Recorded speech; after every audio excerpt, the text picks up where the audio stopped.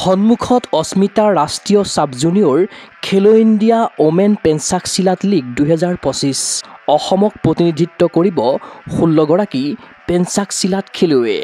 Guwahati railway ষ্টেচনৰ পৰা বিলাসপুৰলৈ ৰাওনা অসম দল।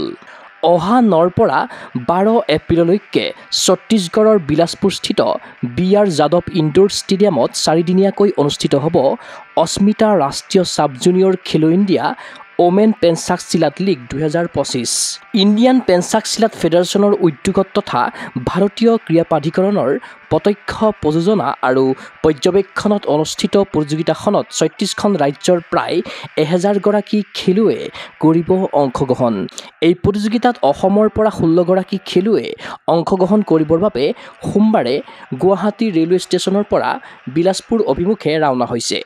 অসম পেঞ্চাক চিলাত সন্থাৰ যুটীয়া সম্পাদক গগন চন্দ্ৰ বড়ো, সহ সম্পাদক স্বপন বড়ো আৰু ৰাষ্ট্ৰীয় বিচাৰক ওম ছেত্ৰীৰ নেতৃত্বত যোৱা অসমৰ খেলুৱৈসকলে টেণ্ডিং, টুংগল, গাণ্ডা, ৰেগ' আৰু ক্ৰিয়েটিভ চ'লো শাখাত দাঙি ধৰিব ক্ৰীড়া প্ৰদৰ্শন। পোনপ্ৰথমে আমি এনি স্পৰ্টছলৈ আন্তৰিক ধন্যবাদ জ্ঞাপন কৰিলোঁ। অসমৰ ক্ৰীড়া জগতত তেওঁলোকৰ যি সংবাদ উপস্থাপন খুব সুন্দৰ। আমি এই হিচাপতে তেওঁলোকক আমি ধন্যবাদ জ্ঞাপন কৰিলোঁ। আমি অসম পেঞ্চাক চিলাত সন্থাৰ সাব জুনিয়ৰ মহিলা দলটি বিলাসপুৰলৈ অস্মিতা খেলো ইণ্ডিয়া নেশ্যনেল লীগৰ কাৰণে আমি ৰাওনা হ'ম আজি গুৱাহাটীৰ পৰা শৰাইঘাট এক্সপ্ৰেছৰ যোগেদি।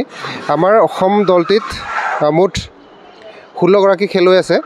16গৰাকী খেলুৱৈয়ে টেণ্ডিং, ফাইট, টুংগল, চেংগুল, ক্ৰিয়েটিভ চ'লো চেংগুল ইভেণ্ট হ'ব, ৰেগ' টিম ইভেণ্ট হ'ব, গাণ্ডা ডুৱেট হ'ব। এই আটাইকেইটা ইভেণ্টত আমাৰ অসমৰ খেলুৱৈসকলে অংশগ্ৰহণ কৰিব। আমাৰ খেলুৱৈসকলক অসমৰ ৰাইজে যাতে আশীৰ্বাদ দিয়ে, যাতে ভালকৈ তেওঁলোকে খেলি জিকি আহিব পাৰে। আমাৰ এই 16জনীয়া দলটোৰ লগত 3গৰাকীকৈ অফিচিয়েল আছে। মই আছোঁৱেই, গগন চন্দ্ৰ বড়ো মই আছোঁ। তাৰপৰা আমাৰ সহকাৰী সম্পাদক স্বপন দৈমাৰী ডাঙৰীয়া আছে। লগতে আমাৰ অসম পেঞ্চাক চিলাত সন্থাৰ ডাইনামিক কোচ তথা ধেমাজি জিলাৰ ফাউণ্ডাৰ জেনেৰেল ছেক্ৰেটাৰী ওম চন্দ্ৰ ছেত্ৰী আছে। আমি এই 19জনীয়া টীমটো বিলাসপুৰলৈ আমি ৰাওনা হ'ম ছত্তীশগড়। আমি এইখিনিতে জনাবলৈ পাই খুব সুখী হৈছোঁ যে আমাৰ ছিনিয়ৰ দলটি ইতিমধ্যে কাশ্মীৰত অংশগ্ৰহণ কৰি আছে। অসম পেঞ্চাক চিলাত সন্থাৰ সাধাৰণ সম্পাদক লক্ষ্যজিৎ দলে ডাঙৰীয়াৰ নেতৃত্বত, আৰু আমাৰ তাতো খেলুৱৈসকলে অগ্ৰগতি লাভ কৰি আছে। খুবেই তাতো মেডেলৰ সম্ভাৱনা হৈ আছে আজিৰ তাৰিখলৈকে। 6 তাৰিখৰ পৰা আৰম্ভ হৈছে, 9 তাৰিখে শেষ হ'ব। হয়, আমাৰ অসমৰ জলবায়ুত এনেকুৱা এটা হেৰি আছে, টেলেণ্ট আছে। তেওঁলোকৰ আচলতে প্লেটফৰ্মৰহে অভাৱ।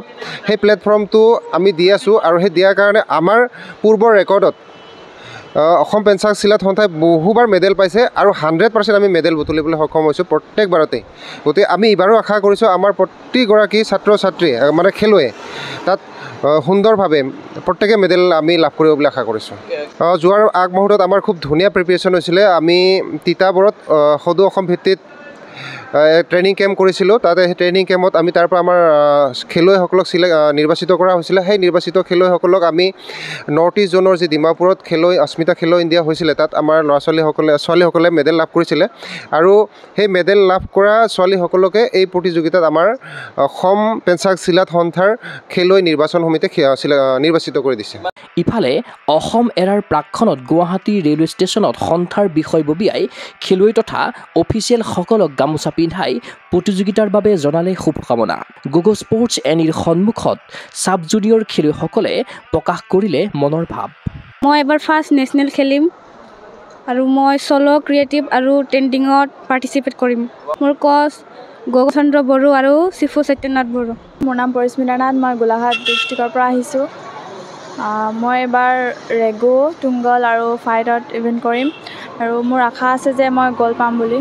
মোৰ নাম জয়িতা গগৈ, মই ধেমাজিৰ পৰা আহিছোঁ, আৰু মই ফাইট খেলিবলৈ ছত্তীশগড়লৈ যাব ওলাইছোঁ, আৰু মোৰ কোচ ওম চন্দ্ৰ ছেত্ৰী।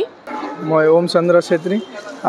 আমি আজি গুৱাহাটীৰ পৰা যাবলৈ ওলাইছোঁ ছত্তীশগড়লৈ ৰাওনা হ'ম, আৰু তাতে মই অফিচিয়েল দায়িত্বত মই আছোঁ। হয় আৰু আমাৰ 16জনীয়া দল ফিমেল তাত পাৰ্টিচিপেণ্ট হ'ব আৰু সব বেলেগ বেলেগ কেটেগৰীতে সবে পাৰ্টিচিপেণ্ট আছে আৰু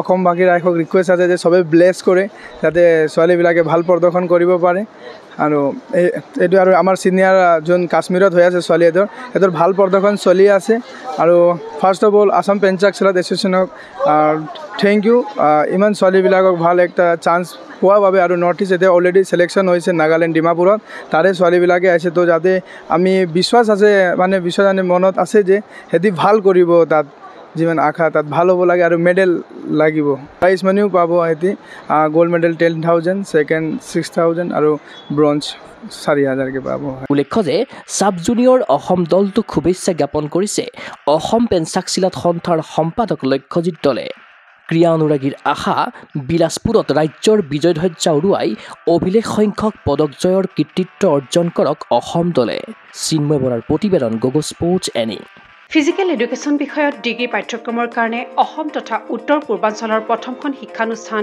অভিৰুচি ইনষ্টিটিউট অৱ ফিজিকেল এডুকেশ্যন 2 বছৰীয়া ফিজিকেল এডুকেশ্যনৰ BPEd পাঠ্যক্ৰম আৰু 4 বছৰীয়া BPES পাঠ্যক্ৰমৰ বাবে নামভৰ্তি চলি আছে বিতংকৈ জানিবৰ বাবে আজি যোগাযোগ কৰক যোগাযোগৰ নম্বৰসমূহ হৈছে 9435100098 700222 33540 88765210988 website www.aipguwahati.in